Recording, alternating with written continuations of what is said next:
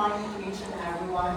Presenting here our topic entitled Continuing Professional Development while Teaching. Please share all of your relations. So, lesson overview.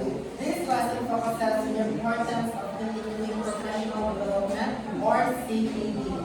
In classroom leadership, it explores the concept of CPD, its benefits for teachers and students, and the role it plays in cultivating effective teacher leadership skills.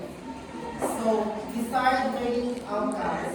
At the end of the lesson, the students are expected to be one, equipped with the knowledge, two, motivation, and three, practical strategies to actively engage the CPD and harness its transformative power in their teaching careers. So lesson content. Before we start our discussion, does anyone here have an idea what is CPD? So, we are called G. Sabanal. What is CPD? Do you have an idea? Do you have an No.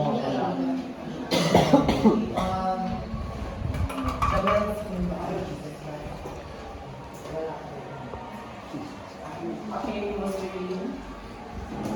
So, CPD stands for Continuing Professional Development. So, CPD is about developing your profession, not practice. So, after sa pag-graduate na to is, diba, after diba sa pag-graduate na to, so, dili pa yung na kayo nakapasa ng mga lessons. So, napa kayo mga practice na maagang which is kaning ginatawag na to na CPD. Dili na to is, gagalayan na to ang mga kanang, masabi ito, mga possible bita mga challenges na pwede na ito magian sa ato, kung magtulong na to ay kung mag-teach na bitaw ka. And also there is, gina-operate nila which is, kanang gina-equip bitaw ta with kanang knowledge and Thank you. Very well said. Well, introduction. Intermediate to become teacher leaders, teachers must undergo continuing professional development. In fact, all professional teachers owe it to themselves until they serve to go through CPD. With the enactment of RA 10912, the CPD law of 2016, CPD for all the profession regulated by PRC is now mandatory. That's the only way all professionals, including teachers, are made to go through CPD. So, noong 2016, nasimulan ang Republic Act 10912 na tinatawag na CPD Law of 2016. Nakasaad sa batas na ito na kailangan mag-undergo lahat ng mga teachers under provision of PRC or Professional Regulation Commission. So, number two, the historical legal basis of continuing professional development in the Philippines.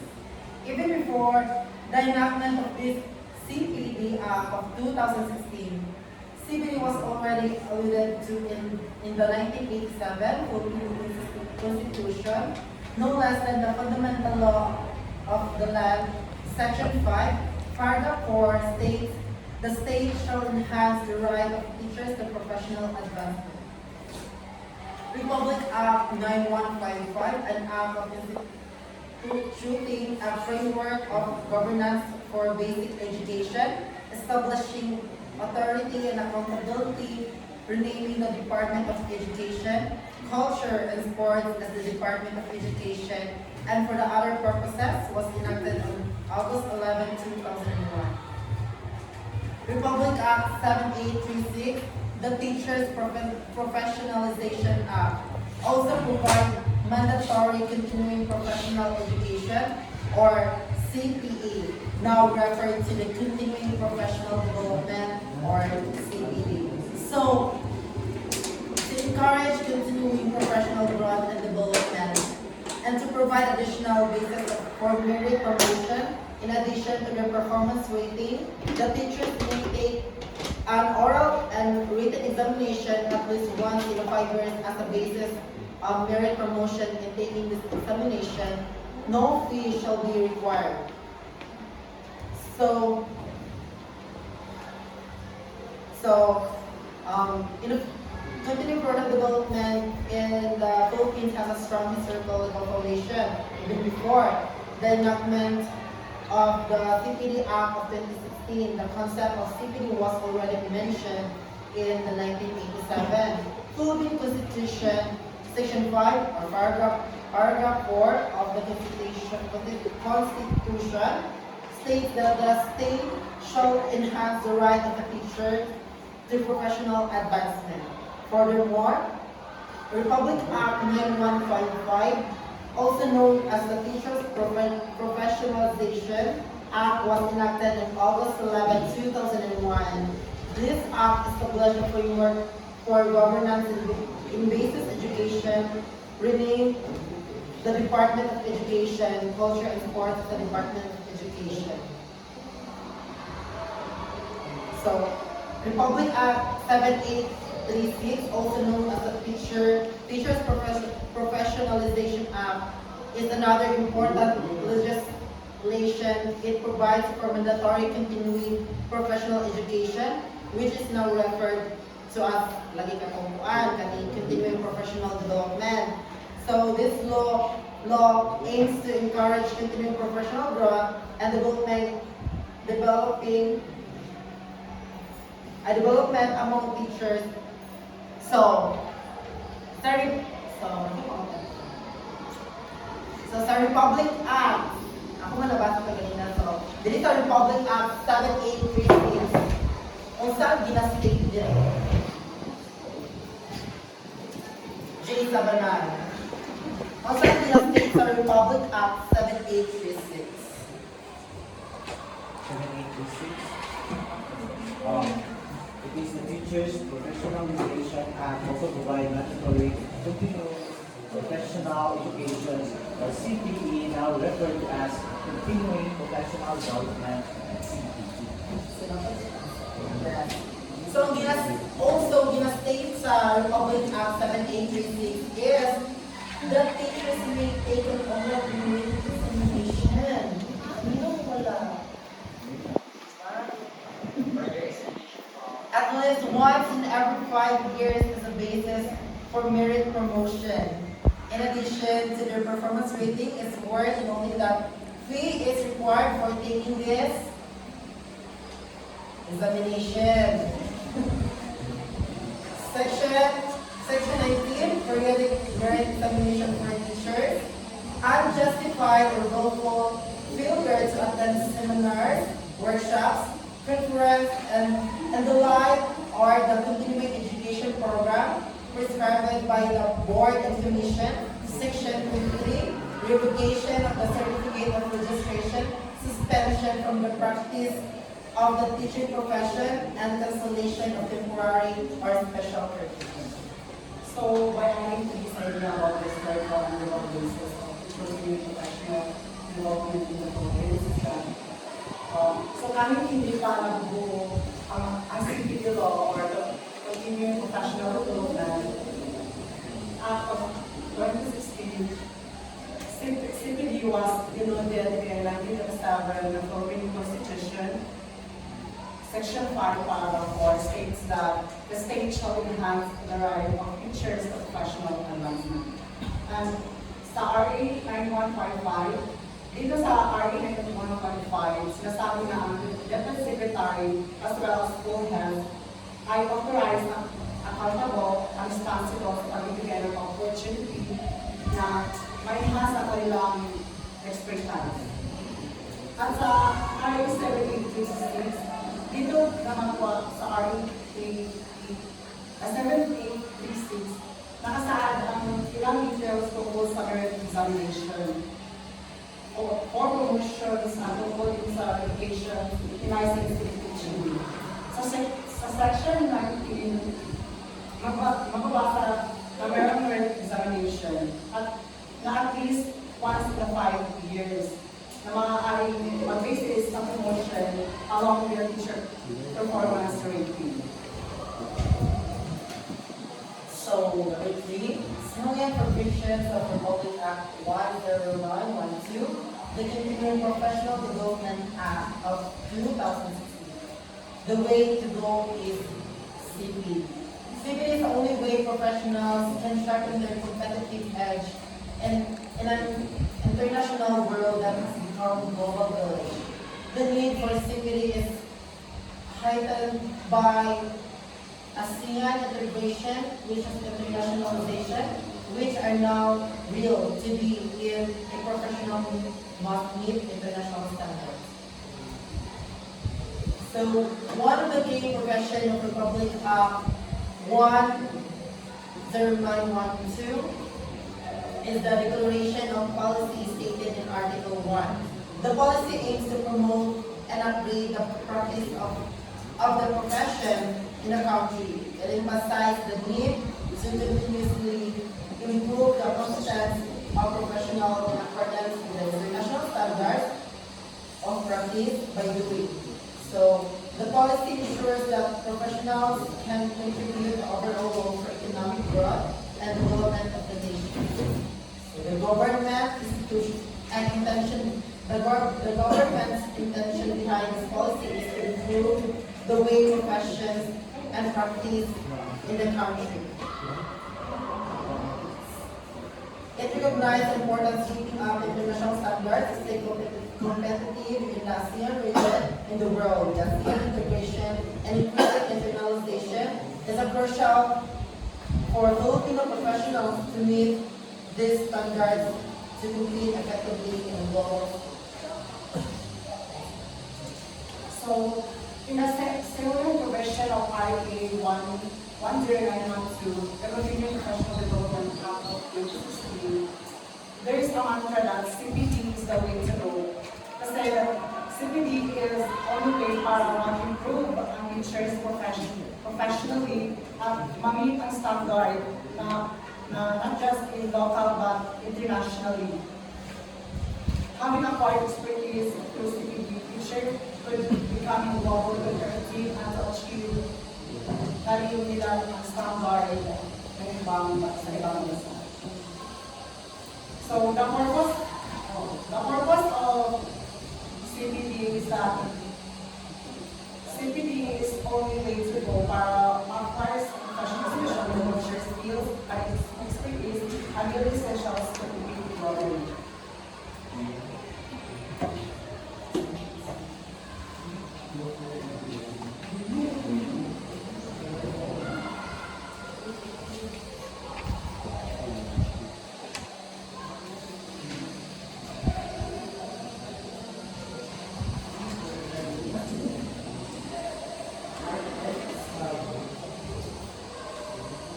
So number of civil units required, Republic Act 0912 mandates at least 45 CPD units for the renewal of professional license. This is implemented, however, over a staggered basis. So, let's see. Ganituan. Kasi ito Republic Act 0912 mandates at least ilang kay units CPD.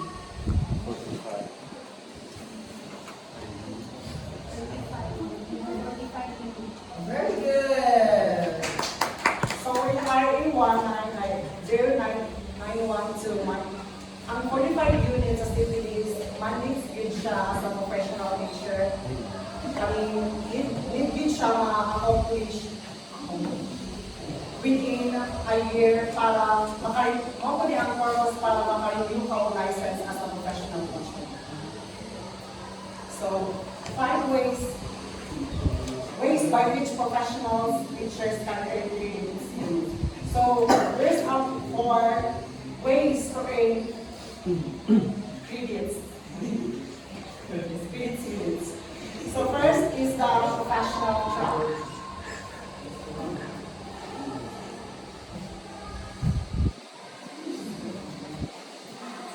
Una na dito ay professional track na nag-includes dito yung training provided by CPD na period pa rin ng PRC o yung Professional Regulation Commission which implements and enforces the regulatory laws and policies of the authority about licensing of various profession, occupations. So, pwede ka makain o units, halimbawa, like,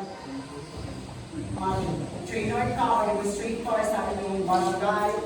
Pwede ka, kung nasa pwede ka makain o units by doing those things na capable ka like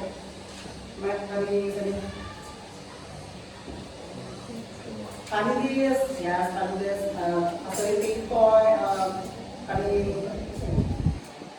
trainer sa one vital, and pwede ka naman ka na nag-certificate, matagal po ka units para ma-add dito sa iyong credits para magamay-gamayan yung 45 units na magkuha para sa mga renewal license.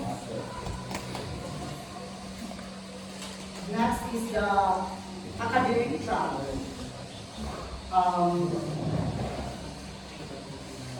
Please read that. Academic track. Completion of a master's degree. Completion of a candidacy to the doctorate program.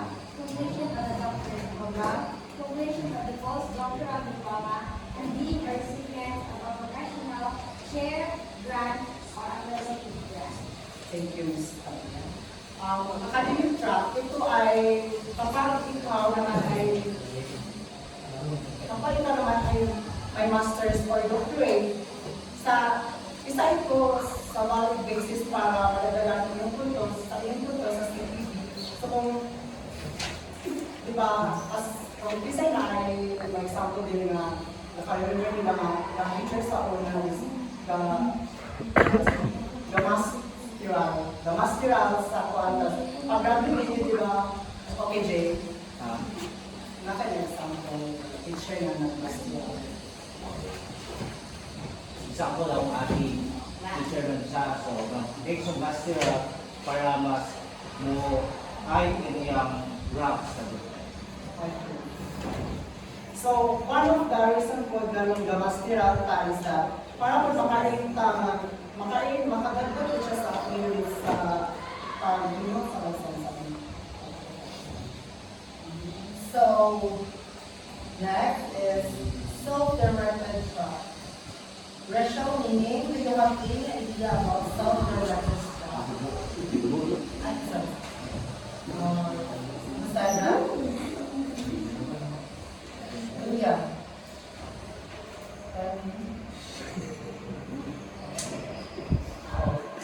So, dito naman sa self-directed track is that ito yung tumutukoy doon sa mga activities tulad na lang ng online trainings,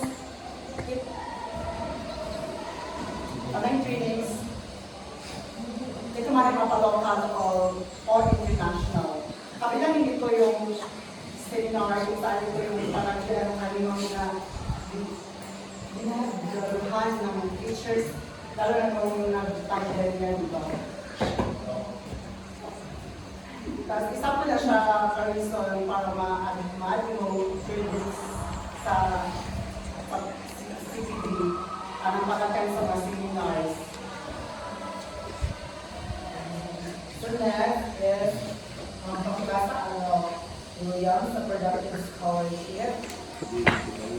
Productive scholarship. Professional teachers develop program or training module for students guide or any other resource material. And for you, what is productive scholarship called?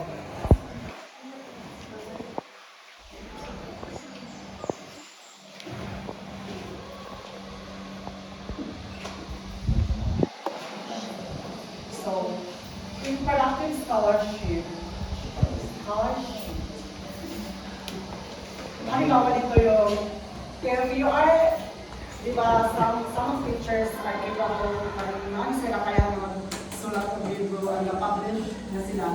Isa po na siya na big advantage para madagdagan yung units or CPD, sa CPD units, mas kapugid ang advantage kung makaride ka books. Kahit kung makapublish ng mga books, Dako yun siya, pues, like, 45 gig kayo yung kumaan ng mga published books.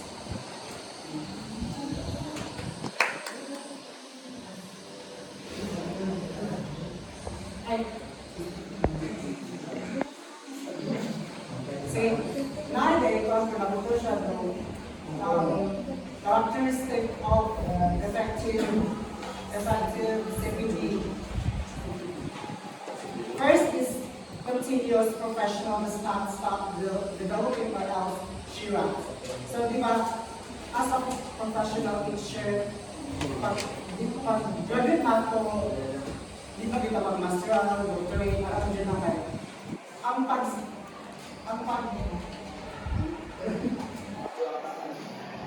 Ang learning method is dili na siya ma-stop lang, hindi na continuous na siya. So that is one of the. So number 2 is collaborative. Need to be part of PLC. Professional learning community. So di ba, para po ma-effective ka as a professional, hindi mo mag-collaborate to other professional para ma-success ang inyong goal. Ryan, why is it collaborative need to be part of a policy? Professional learning community. So next. Number 3 is focus on specific teacher need. Response to a need that is always highly relevant to the teacher. So, one of characteristic for effective CPD is that hindi na focus ka na, for example, mag-attend ng seminar, hindi ka dapat mag-attend ng dalawang na, dapat mag-focus din ka sa para po niya. Na kayo mag-learn mo, ma-share niyo sa inyo na-teach mga student.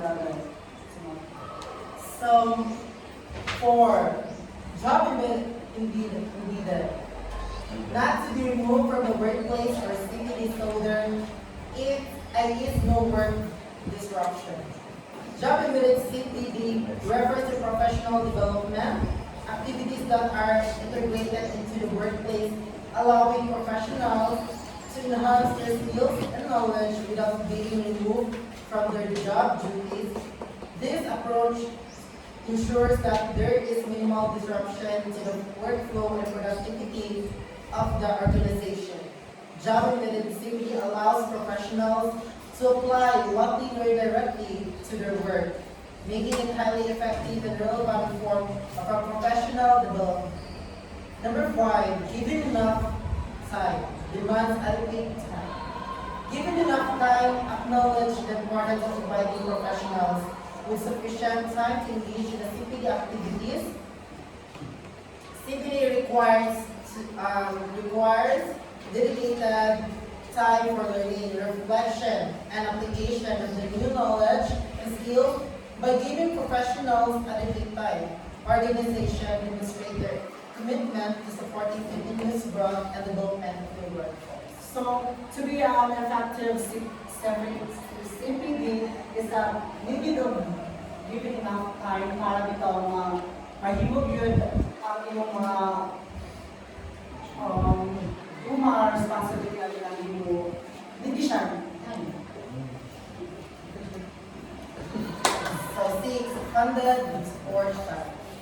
Funded CPD recognize the need for financial support to facilitate effective professional development.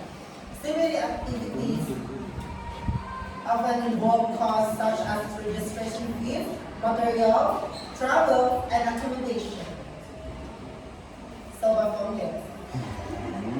Sige po, ang CPD activities that involve costs such as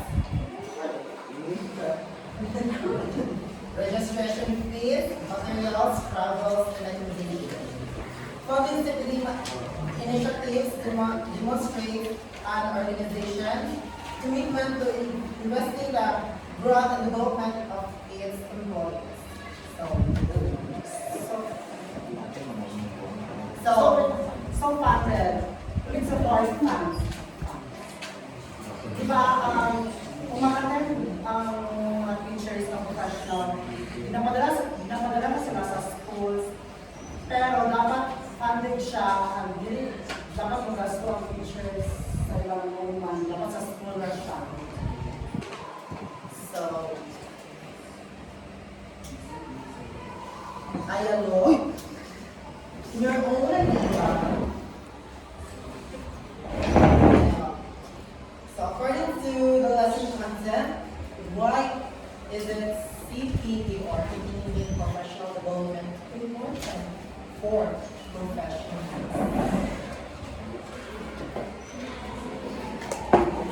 According to the lesson content, why is CPE important for professionals? In your own idea, please.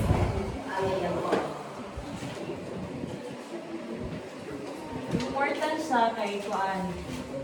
Sa ato ang generation karon need sa kanang mas dali ka makasulod o kanang bitaw kanang mga trabaho ay kana mas mo grow o mas naay kanang daghang opportunity if naay kanang kuan sa kanang education and professional development.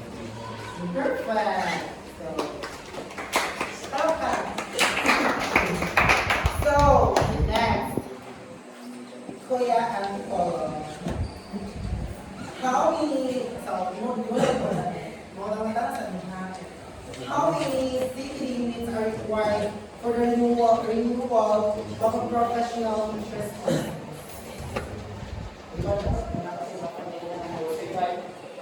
Thank you very much. And last one, Leona. Which rank allows professional teachers to earn CPD units through training provided by accredited CPD providers? Excuse me again. Ay na lang. What does CPD stand for? Continuing professional development. Thank you so much. And one class, Ano ko'y highlights? CPD guys, hindi lang siya about sa professional like teacher, hindi lang siya sa teachers, but for all professionals who under like PRC or under siya sa government data, hindi siya for credits.